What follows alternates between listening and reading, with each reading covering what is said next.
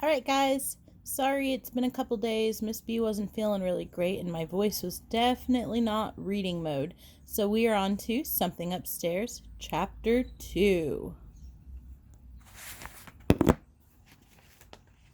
Kenny made his way back to bed, determined to think through all that had happened. But the next thing he remembers is the morning sun pouring through the skylight, waking him up. As soon as he realized it was morning, he jumped up and went to look at the room. All he found was the same small, empty, dirty, and very dull room. But the single box of books was pushed off the stain. Gazing at the top of the stain again, Kenny sorry guys. Gazing at the stain again, Kenny was reminded of his thought when he had first seen it, that it had something to do with a death. There was nothing about the stain itself to put him in the mind of a person or death, just a dark blotch. Then what, he wondered, had caused him to think that? Kenny was glad to find that his parents had not left for work yet. Any plans for today? His mom asked. Kenny shook his head, slumped in his chair, swallowed some juice, and poured himself some cereal. Somebody told me about a swimming club, his mother went on. I think you could walk to it. You'll probably meet some other kids there, too. Are you interested? Sure, said Kenny. I'll try to get off a little early, his father said. We could check in to it if you want to, or you can do it on your own. Where is it? Kenny said. His father told him. Kenny had already learned enough of the area to realize that it wasn't that far. I'll do it myself, he told them. As his mother was about to take off, she gave him a kiss. Sorry, this time is such a drag, she said. School will start soon. I'll live, he assured her. Good, she bantered, giving him a bright smile. I'd hate to see otherwise. Something about her words stirred him. Ma, he called, just as she reached the door. She stopped. Kenny asked, do you believe in ghosts? Ghosts, she said, surprised. Yeah, ghosts. His father looked up quizzically from behind his paper. What makes you ask, she said. I'm just curious. No, she said, I don't. With a wave and a smile, she left. Kenny's father gave a shake to his paper. What made you ask that? He wanted to know. Kenny checked himself. It was hard to tell his father he believed the attic was haunted. Oh, a dream I had, he managed, about something upstairs. His father laughed. Hey, everybody has something upstairs. Kenny looked up. What do you mean, he said. You know, his father said offhandedly. Something you don't want anyone to know about? Secrets? What about a ghost? Kenny asked cautiously. His father chuckled. If any place has the right to a ghost, he said, it's definitely here. Why? Providence is a really old town. Lots of things must have happened here. Do you believe in ghosts?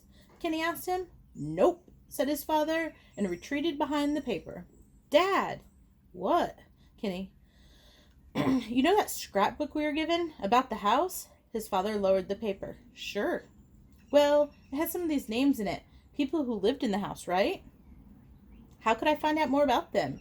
Such as what? I don't know, like who they were, what they did for a living, if they had kids who lived with them, stuff like that. He made it sound like no great coincidence. You certainly are caught up in this place, aren't you? I guess, Kenny said sheepishly. Glad you have something to occupy yourself, he said. It makes me feel better about this time. What do you mean? Oh, I don't know, he said. Sometimes strange things happen to people in strange surroundings, particularly when they don't have much to do. So your project sounds worthwhile. You'll be our own resident historian. I suppose a library could help you. He fetched a phone book and flipped through the pages. There's one on Ives Street. Where's that? Not far, Kenny said. It's walking distance. After breakfast, Kenny went up to his room and took out the scrapbook about their house.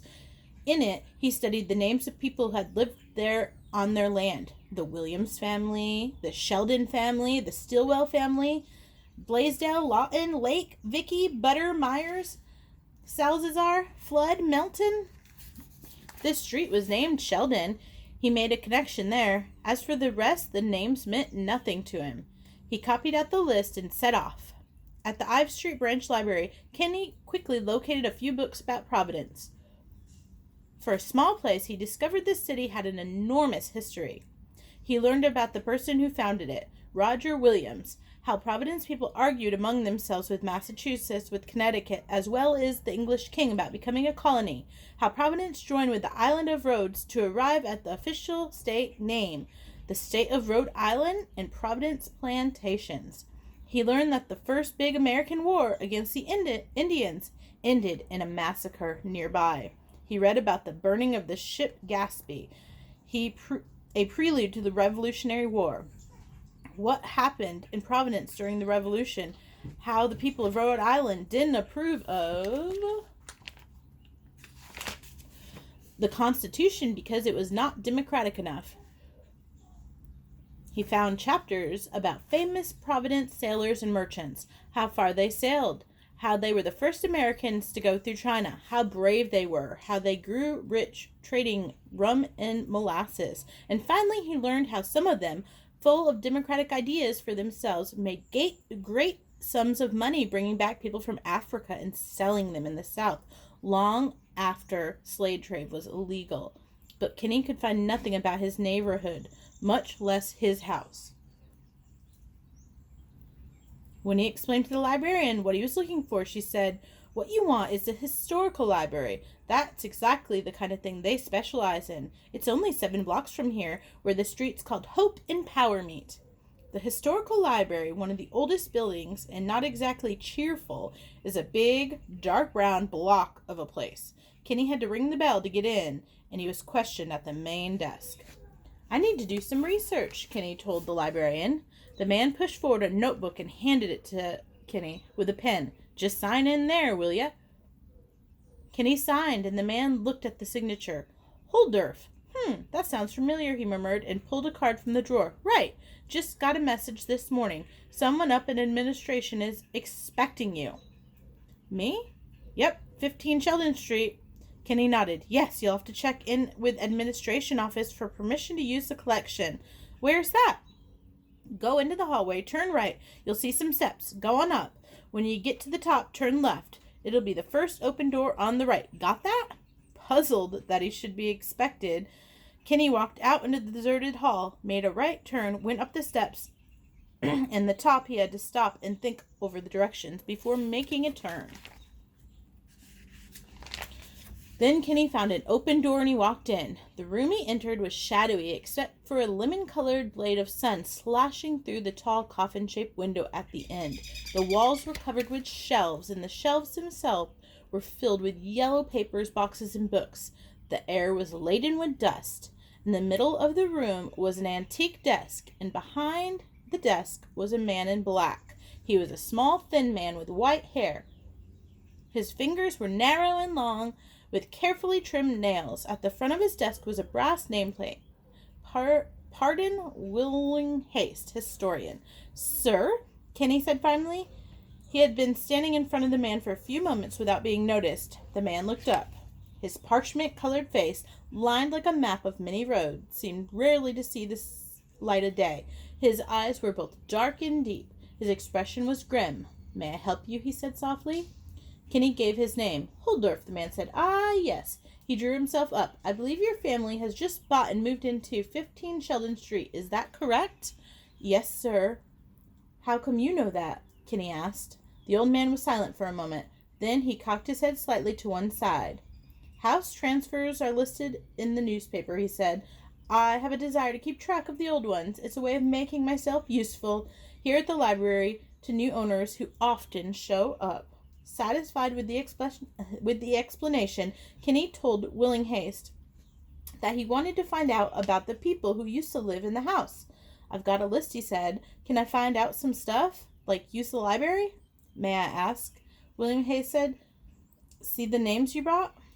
Kenny offered the list. He remembers fiddling with a keychain while the man studied the paper. Willing Haste looked up at him at last. "Do you have any knowledge of these people?" he said. Kenny shook his head. "May I suggest that there won't be much about them," Willing said.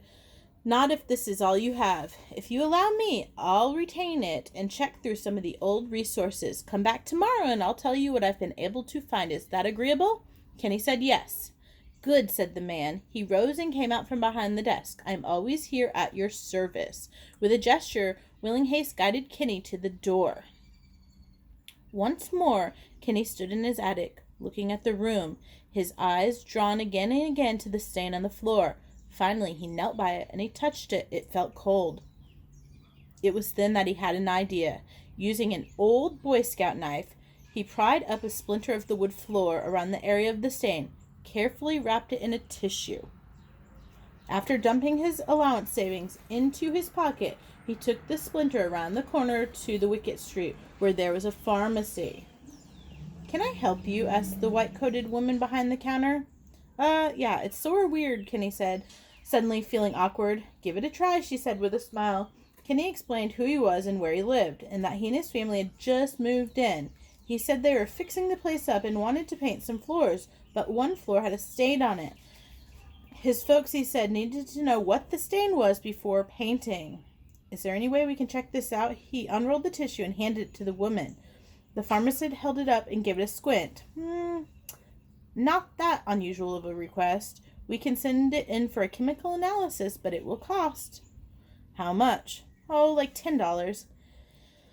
Kenny counted his fistful of coins. Just barely enough. The woman asked his name. He gave it to her and asked how long it would take. "I'll call as soon as the report comes in," she replied. Kenny thanked her and then he left. It was during dinner that Kenny asked his parents, "Why do ghosts haunt houses?" His father turned to his mother. "Kenny dreamed of a ghost last night." "Oh dear." "First of all," his father continued, "I don't believe in ghosts, as I told you. Secondly, they supposedly haunt places because something awful happened to them there. You know, a person is killed and the ghost remains in the house, or something unhappy occurred there. At least I think that's the notion. I've never heard a happy ghost story, have you?" he asked his wife. She shook her head. "That must have been a vivid dream, honey." "It's living in an old house in an old city," his father put it. "Lots of memories here." His mother said, "I don't believe in houses having ghosts," she added, "but you know, I'm willing to admit they have memories." It was a thought that intrigued Kenny. "What's the difference?" he asked. His mother thought for a moment, and then she said, "I'm not sure." It was then that Kenny, without saying anything to his parents, made up his mind. That night he would set an alarm for 2:15 and try to see exactly what was happening in that room. And that is the end of chapter 2.